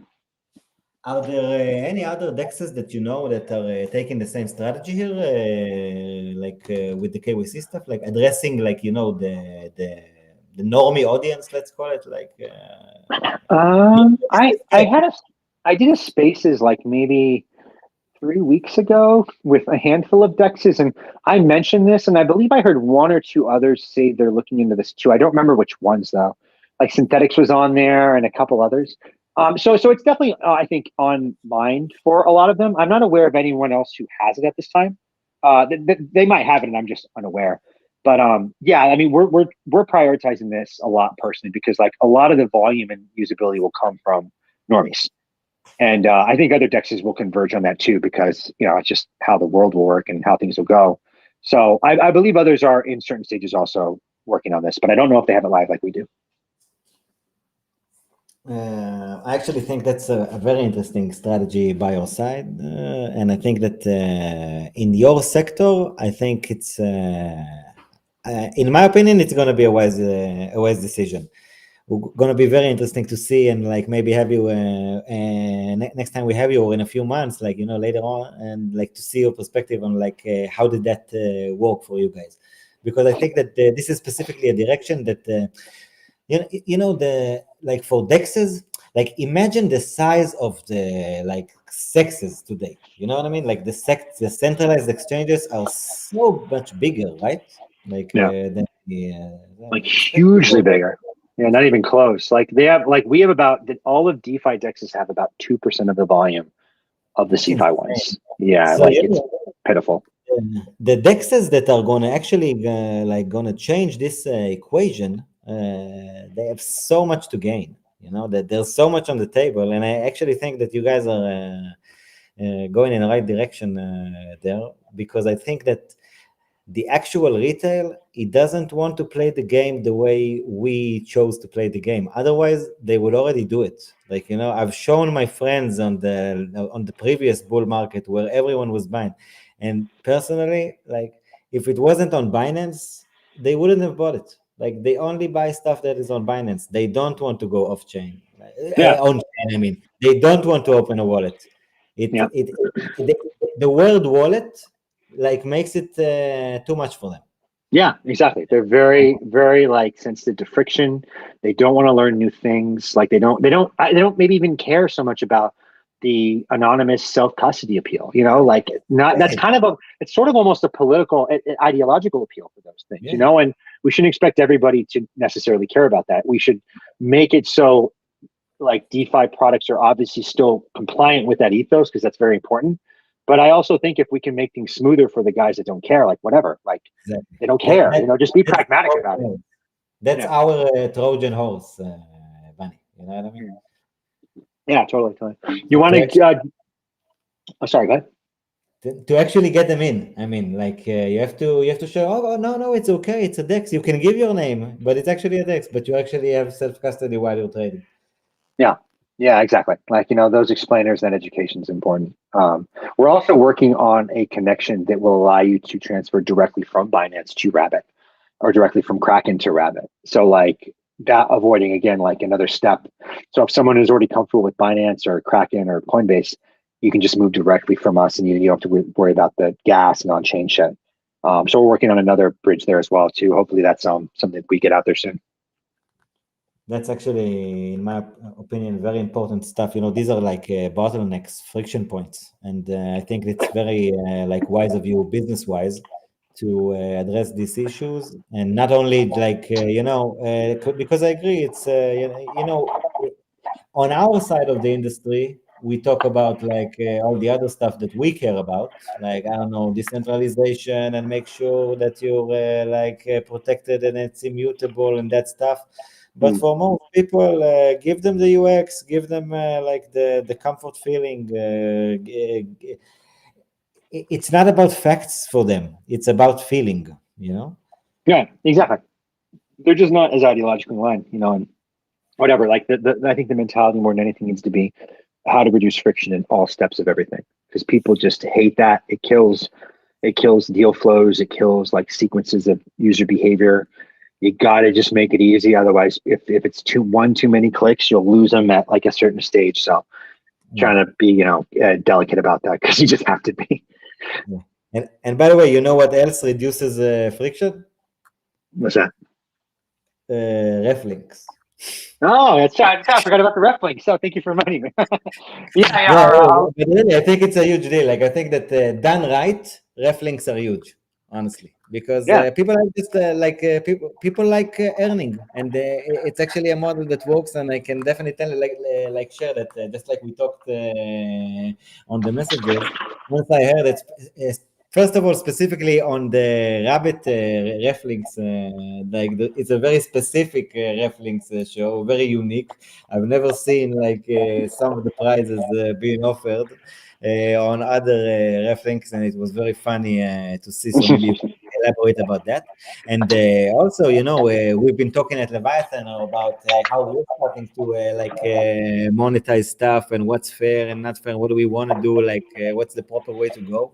And one of the things that we started realizing is that, okay, first of all, ref links are an interesting direction to explore, especially with dApps of founders that we already know and met, and we see they act in good faith and do stuff from put literally all their energy into building a better financial future, and put all their hard work and effort into it, and carrying other people in, and allowing us to I don't know, make a living out of talking about what you guys keep doing and building. So it's definitely something that we want to start doing, especially with dexes like Rabbit. So maybe you can share a bit about the show and some of its very, very unique aspects. Yeah. So thanks for bringing that up. So yeah, the referral link program launched the second to last day of December, right before the end of 2023. The commissions are pretty sizable, and you get encouraged to, hey, participate and promote the money. Like you get it also have benefits for future airdrops too. But on a commission standpoint, it can go as high as 40%. It starts as 20%, and there's no minimums. So even if you're a small guy, you're only referring a couple people, you're still getting money off that. And then it goes all the way up to 40%. And if you hit certain tiers, the prizes get a little concrete as well. Like one, the payouts are daily. So anyone you refer to us and they start trading, whatever commissions they generate, you get that daily into your RabbitX account, into your RabbitX wallet. And you can trade on that. You can withdraw it. It's your money to do with as you please, and it's paid out every day. And if you do $1 billion in volume, you will get I'm looking at our numbers right here, actually, a cash bonus of 25K. That's if you refer $1 billion in volume. So a cash bonus of 25K and a Rolex. And a Rolex. Wait a minute. The cash bonus is paid in what token? What do you mean the cash bonus? It'll probably be, I'm not sure, actually, probably USDC, because that's what most of our treasury is in, I believe. So, it probably that. Maybe USDT, because that's what our collateral is. A stable, I'm assuming, though, and on chain, most likely. And then a Rolex, too. We'll send you one of those. I'm not sure which one, but how much does such a Rolex cost? I'm not sure which Rolex. Like the basically, like when if these get hit by people, we'll reach out and show a selection of like Rolexes we'll send you. But the Rolexes in general are like, maybe 20, 30K, 40K. Like we're not going to do one of like the $250,000 ones, but it'll, a Rolex, like a real one. Yeah, but there's no such thing as a cheap Rolex, from what I've heard. Like I don't know, I don't own a Rolex, that's for sure. Yeah. And then if you do 10 billion in volume, we'll send you a Lamborghini. Oh my God! Yeah, we'll think like we will get you one. Like what? Like is this I don't know? Is this a parody tweet? And I started like reading when I said to myself, oh wait, like they're not joking. They're actually offering. Say that again. Like you're offering like if someone creates a volume of how much? 10 billion, you said? 10 billion in referred volume. Yep. 10 billion in referred volume, and they're delivered a Lambo straight to their backyard. Yep. We'll figure out logistics. We'll reach out to you. We'll see that you've done that with your ref link, and we will find a way to get you that Lamborghini. Like it's very serious. Like, because that's hugely valuable to us. Like, we're really appreciative of that. You got to reward people for doing a good job. So that is such a great,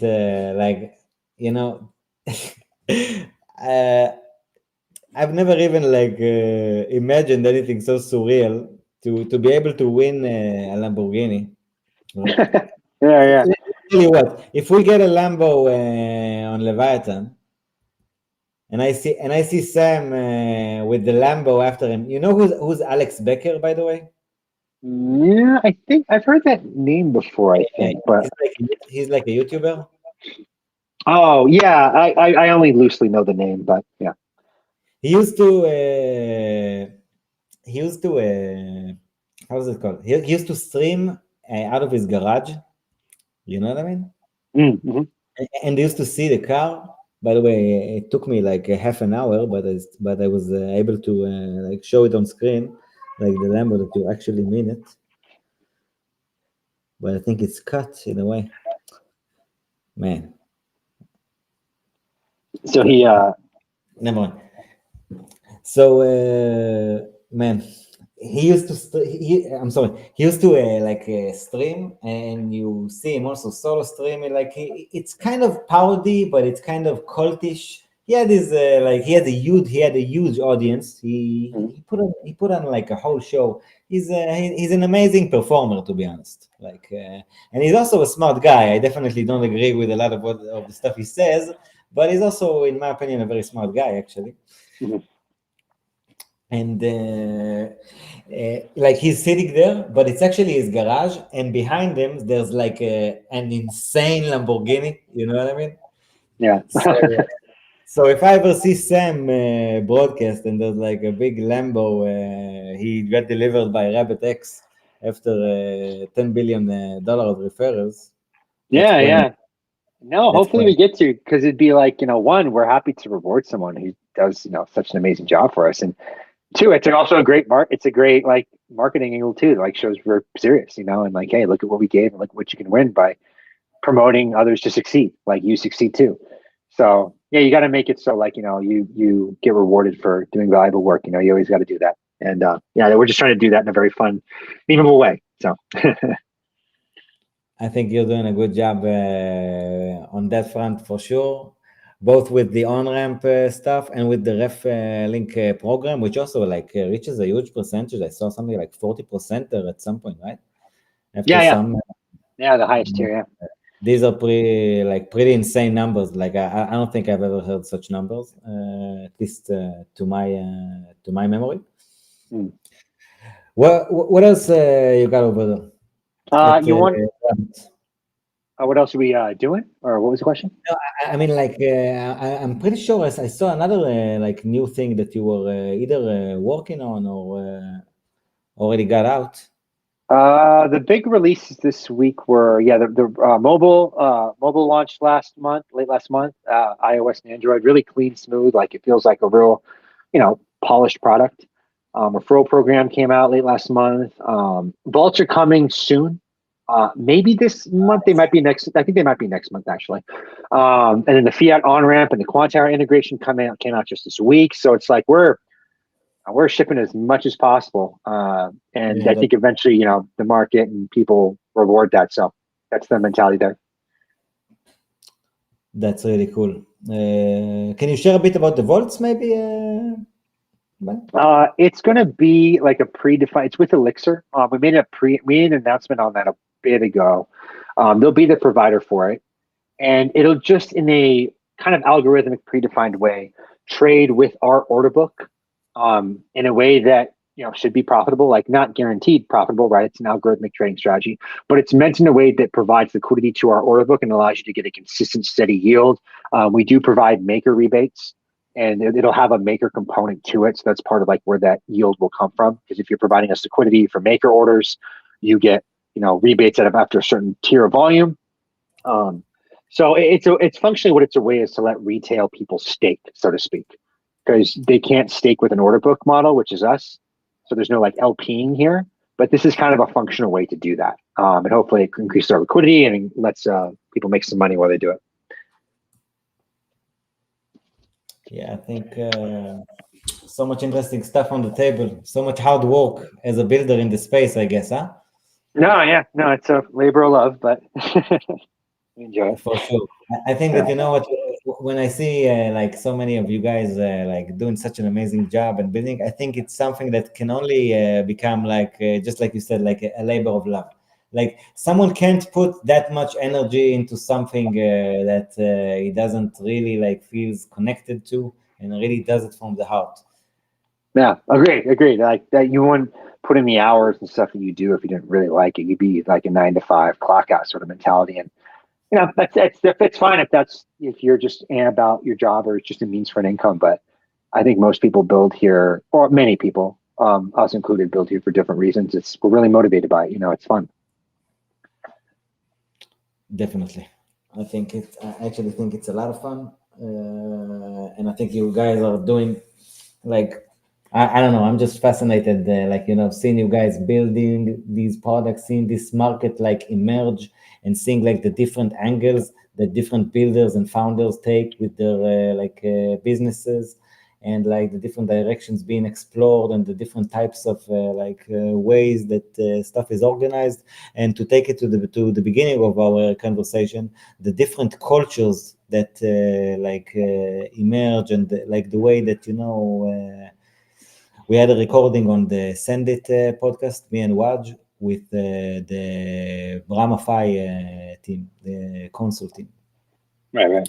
We talked about the fact that all of a sudden you have businesses emerge that have like people who work on this guy is in Italy, that guy is in India, that guy is in Mexico, one in the States, two in Europe, whatever, and you get organizations that are actually, like we said earlier, they are actually built on merit and not built on a specific culture within a specific area that automatically, without even people knowing it or understanding it, dictates all kinds of norms and perspectives, and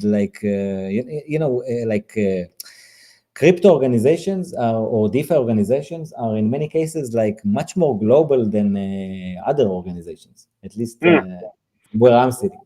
Yeah, no, I agree totally. Before I got to wrap here in a little bit, do you want to touch on the little of the astrology thread quickly for sure, if you want to mention it, for sure. I read it and I liked it so much. Yeah, I noticed you put it in the part of the tweet, so I gotta fulfill that. Let me bring up the right. Thanks for reminding me, man.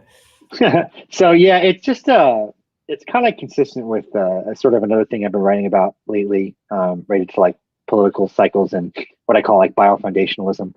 Um, I Can was you can you maybe say a few words about it?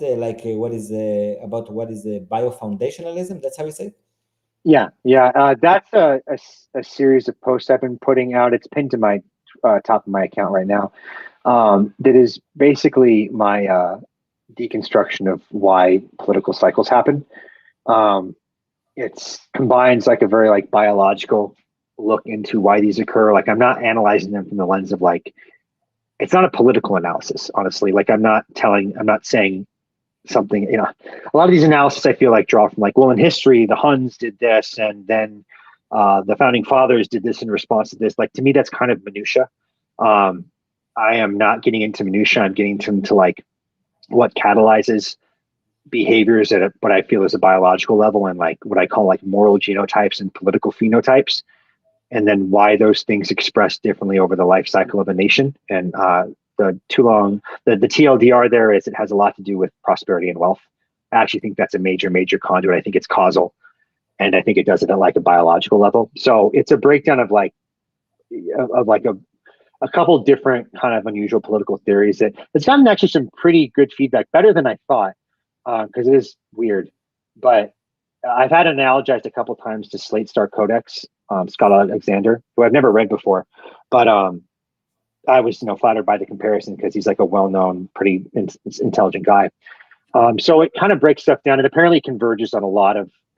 We come to similar conclusions for different reasons. Some of the reasons are kind of comparable. Someone shared with me an article he did that is similar to what I did here, and it is similar.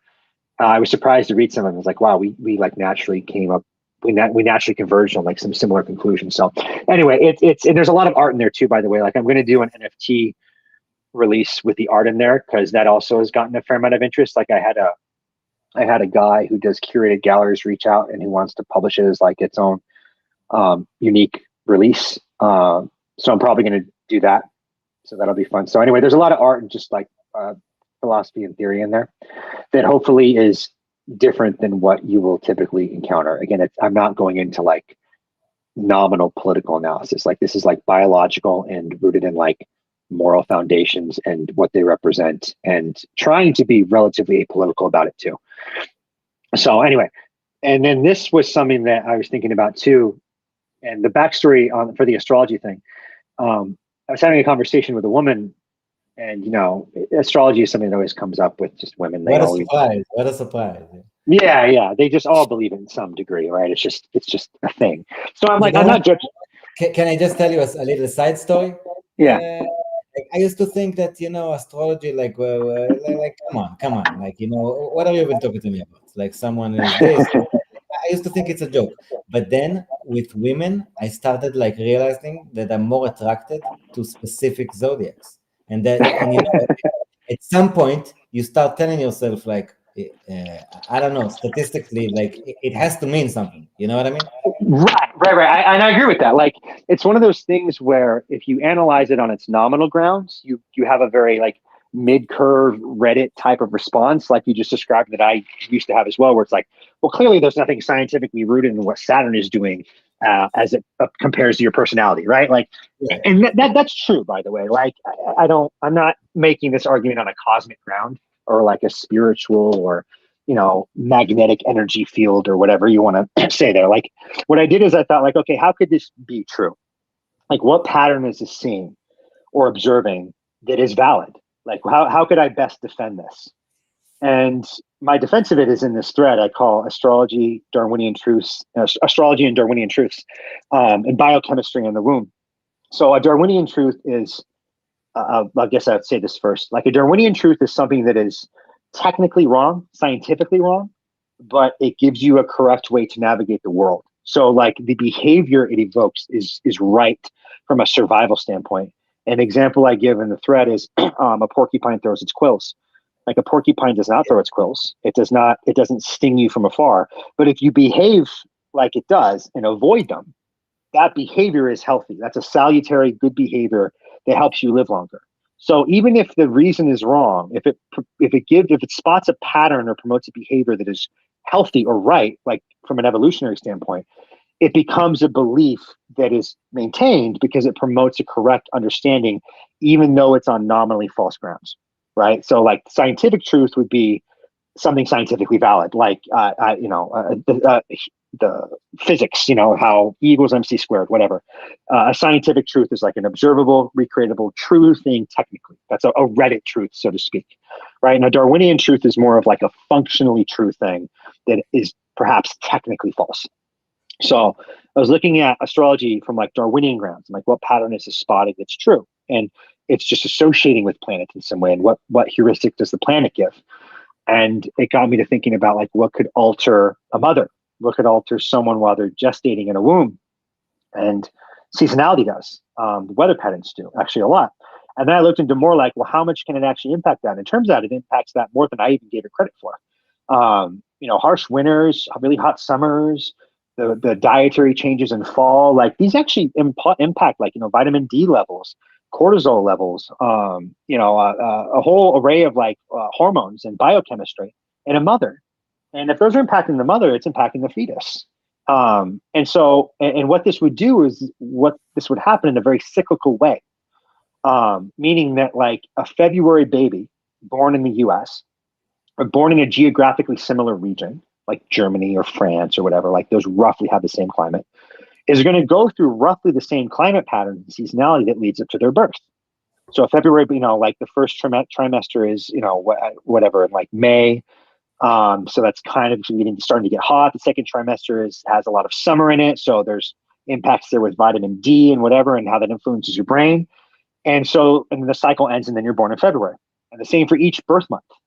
So that to me is the cycle. Those 9-month patterns that lead up to your birth are undergoing consistent biochemical changes in the mom, hormonal changes in the mom, based off her environment changing with weather and diet, because the diet and the weather often do change. The diet often changes with weather, in addition to the seasonality impacts of like more sun, less sun, etc. And that can absolutely produce like temperament differences in people. Like the small flushes of hormones like testosterone or even estrogen for like a little bit in the womb materially changes your temperament, your interest in people versus things. I shared a study in there on that. So like these little nuances really actually do matter a lot for your brain structure and your formation of yourself as a person in the womb. So I think that's an entirely plausible explanation of like how what astrology has come to a correct observation that people's temperaments, and the temperament is just like your natural, your personality, your behavioral traits, what stimulates you. It's a very broad term that encapsulates the essence of something. Like, the temperament of a cat is inherently a little more skittish than that of a dog, right? Some men have very aggressive temperaments, some women have very agreeable ones. That's all like under the bucket of temperament. So someone's temperament can correlate with birth month, based off these patterns. So, and that's what astrology is observing, that temperament does vary by the month you're born based off the lead up that goes into that month. It's attributing it to the wrong thing though, in so far as like planets and stuff, because, people, when they can't explain something, they can just make it up, but that doesn't mean the observation is wrong. It just means explanation is wrong, but whatever, it's still producing a correct observation, the Darwinian truth. So it argues for astrology as a Darwinian truth, based upon a correct observation that temperament does vary by month, but it actually varies by month based off of the endocrine system and dietary changes in the mom in the 9 months prior to that month that they're born. Let me know if that made sense. I think that not only makes sense. Like I read that thing, like, and I was like, "Oh my God, how did he think about that?" And that's like such an amazing like way to view it in a way that like what actually like I don't understand how someone can argue with what you're claiming there. You know what I mean? Like the weather is different on all these like different times, and it automatically makes you like eat different foods. It makes you I don't know, dress differently, and like be exposed to different things completely. Of course it's going to be different, you know what I mean? Yeah. And you've even given like a few examples over there, Like you've literally wrote like about someone, if he's born, if he's conceived in this month, then he goes through this cycle of this and this and that, and on his second trimester he's going to experience this. It's going to be spring, it's going to be winter. It's such an amazing thread. I really recommend people check it out. And it also relates to something that we've mentioned earlier, because it really leads to show, it really shows me, I'm sorry, how much does your curiosity actually leads you. Like you actually have the patience to sit down and think about an idea and process it, like step after step, and really trying to explore it to an extent which like keeps asking and asking and asking. And I admire that so much about you, man. And I think that it really shows both in the obscene amount of threads that you write about so many diverse topics. You know, we've talked about DEI, but DEI is not diverse at all. DEI is like the same thing. You should have like one person like this, one person from there, and, Yeah. and with your threads, it's like each and every time it goes on like a specific, like a new direction that I've never even thought about. And it's fascinating to see how your mind actually works and processes stuff. And I'm pretty sure that you take this creativeness and put it into the products that you guys are that you build with Rabbit. And you can see some of these sparks in what you do with the project as well. And Hmm. much respect. I think you guys are doing an amazing job, and wish you guys a lot of luck. Is there anything that we didn't mention, Bunny, that you wanted to mention about Rabbit, about whatever stuff that people can look for, or any specific call to action that the Rabbit audience should get this upcoming month? So what? Thank you very much for that, brother. I really appreciate that.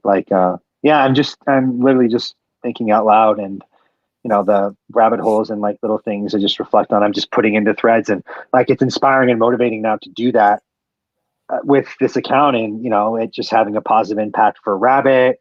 For me, I've just really enjoyed it and what it's led to with meeting guys like you and all the podcasts and stuff. So I really appreciate that. Like I really do. And also like I'll emphasize too, like our team is like really good. Like our the more internal people like we work with when we come up with decisions on what to launch, what have you, like it's always like a team discussion and vote. Super smart people. Like I am not solely responsible in any way for all of it. Like I contribute to it. I definitely influence parts, major parts of it. But like, Ming, our CEO, and then Chang, our CTO Krill, like really thoughtful, considerate people. Like, I love being around them and working with them. So just to emphasize on that, like, I think, it's just a good good team environment in general.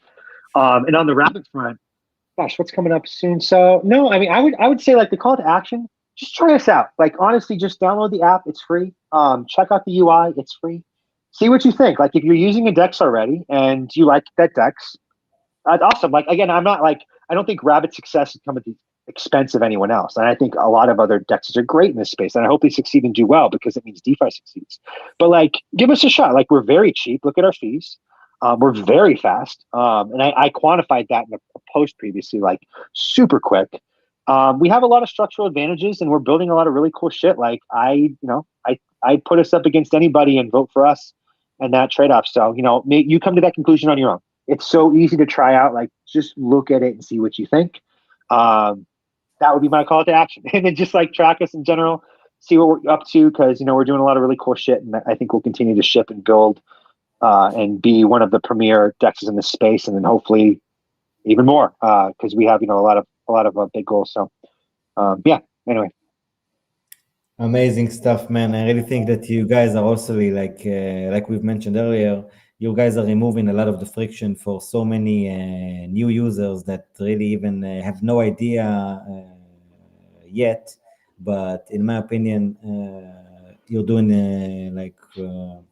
you're taking a very interesting approach, which I think might benefit you guys a lot.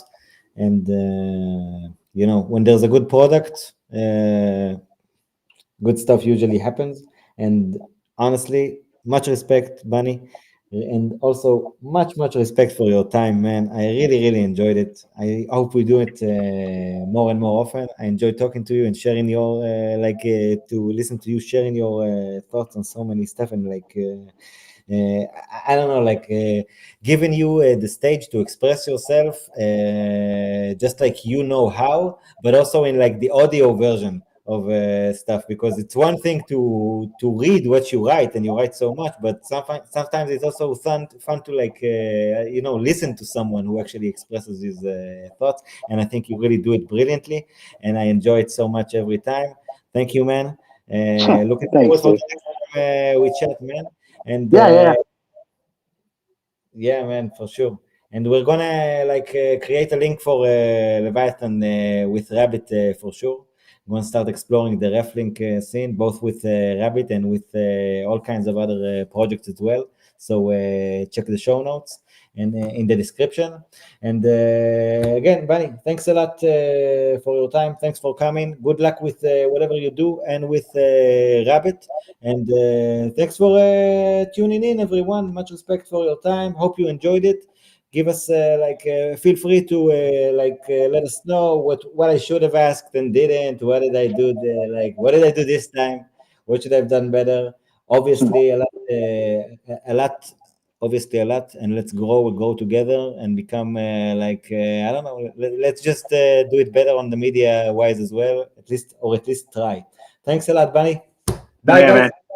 Love you, buddy. Later. Bye.